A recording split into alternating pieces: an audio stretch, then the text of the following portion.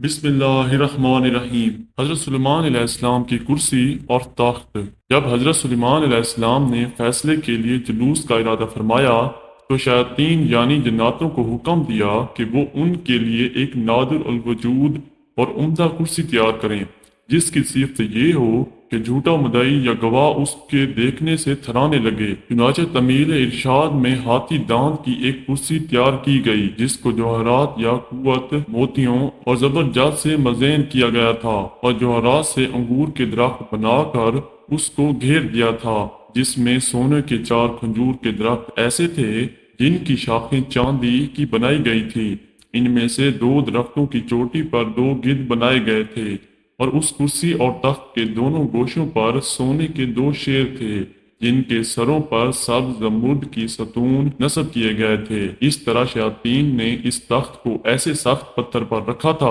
جس کے نیچے سونے کا ایک شردہ بنا تھا جو اس تخت کو گھماتا تھا۔ چنانچہ جب حضرت سلیمان علیہ السلام اس کے نیچے کے درجے پر چڑھتے تھے تو وہ اس کرسی اور تخت اپنے اس تمام سامان کے ساتھ جو اس سے متعلق تھا چکی کی طرح گردش میں آ جاتا تھا، اور گدھ اور مور اپنے بازو پھیلاتے تھے۔ 20 شیر اپنے ہاتھ پھیلا کر دموں کو زمین پر مارنے لگتے تھے، اور ہر درجے میں صعود پر یہی کیفیت پیدا ہوتی رہتی تھی، یہاں تک کہ جب حضرت سلیمان علیہ السلام بلائی منزل پر پہنچتے تو دونوں گدھ مشک و عنبر تیزی کے ساتھ تاج اور ان کے سر پر رکھتے تھے،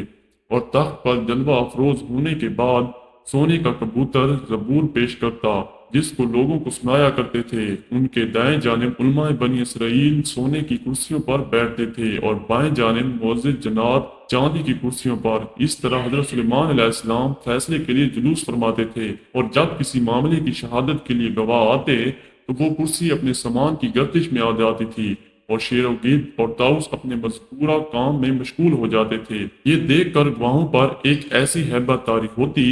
اور سچ و حق کے سوا کوئی جھوٹی شہادت نہ دے سکتے تھے۔ بس جب حضرت سلیمان علیہ السلام کا انتقال ہوا تو اس کرسی کو شاہ بخت نصر نے اپنے قبضے میں لے لیا، مگر جب اس نے اس پر چڑھنے کا ارادہ کیا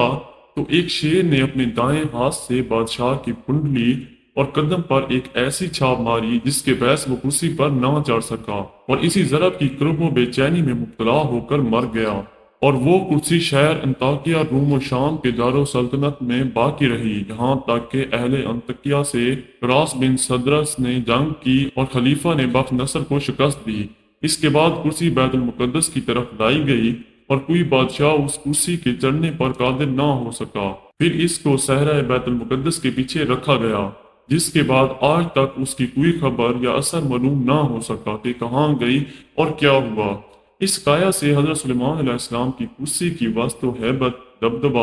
اور انصاف کا پتہ چلتا ہے، اور اللہ کی ذات اور قدرت پر ایمان مضبوط ہوتا ہے کہ اس کی مخلوق میں اس قدر رعب و دبدبہ ہے تو خود خالق کس قدر قادر مطلق اور رعب و دبدبہ والا ہوگا۔ اللہ تعالی ہم سب کو اس واقعے سے سبق حاصل کر کے اللہ کی ذات پر یقین کامل کرنے کی توفیق عطا فرمائے، آمین یا رب العالمین۔ تو امید ہے آپ کو اس اسلامی واقعے سے بہت کچھ سیکھنے کو ملا ہوگا۔ اگر یہ واقعہ آپ کو بہت پسند آیا ہے تو ویڈیو کو لائک کر دیں اور چینل کو بھی سبسکرائب کر دیں ایسی مزید اسلامی ویڈیوز دیکھنے کے لیے۔ انشاءاللہ زندگی رہی تو اگلی ویڈیو میں ملاقات ہوگی۔ اپنا بہت سارا خیال رکھیے گا۔ اللہ حافظ۔